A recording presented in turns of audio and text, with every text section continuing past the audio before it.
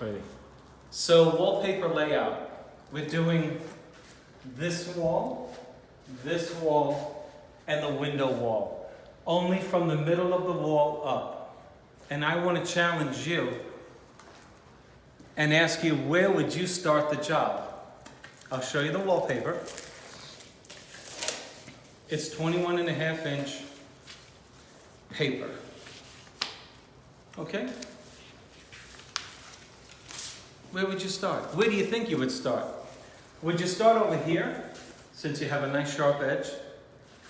Or would you start over here and work your way toward the window? What do you think would govern where you start this job? The windows. Let's say you say, well, I'm going to start right on the edge. Okay, watch this. Take your wallpaper, put it right on the edge. Do you see how stupid that would be? I probably shouldn't say that word, right? You see how imprudent that would be?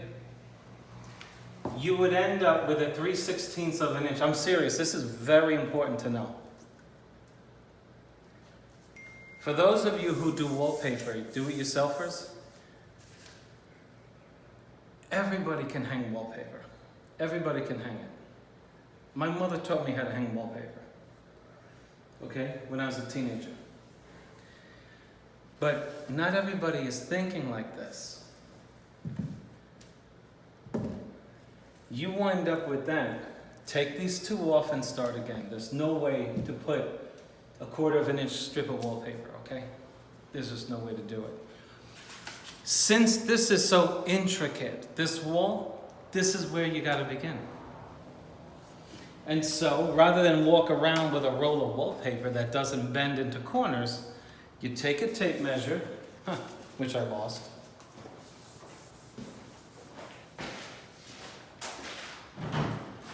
And this is what you do. You say, where can I waste the least amount of wallpaper and come within 4 inches or more of my corners?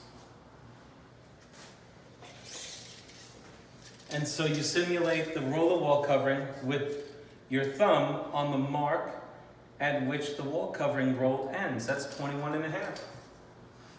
So let's do that. My thumb here is the end of the roll.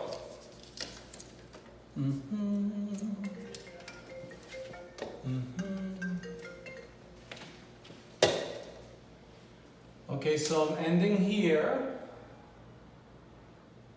And I'm starting here. So far, it doesn't have any bearing. I should tell you that the customer does not want the flat wall cover.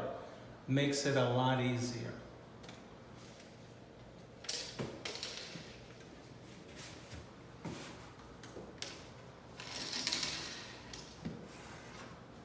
Wow.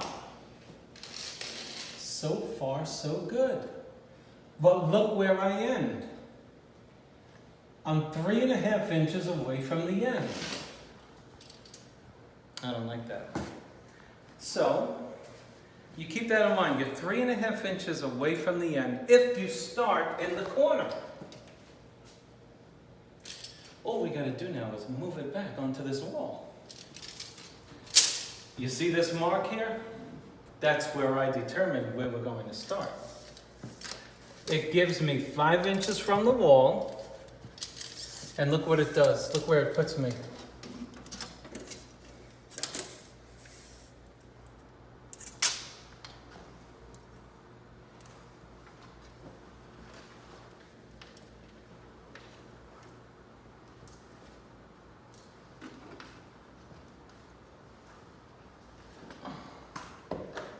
Look at that.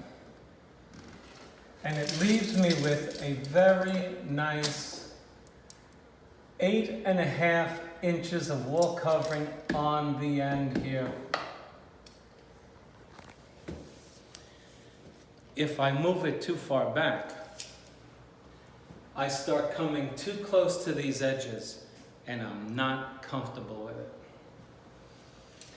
And then just to check out my, okay, so this is governing the layout right here. I'm almost positive that's how we're gonna go. But I gotta check the rest of the room, because guess what? If I go this way, I might fall short on a corner over there. Let's see. And so this is what I did.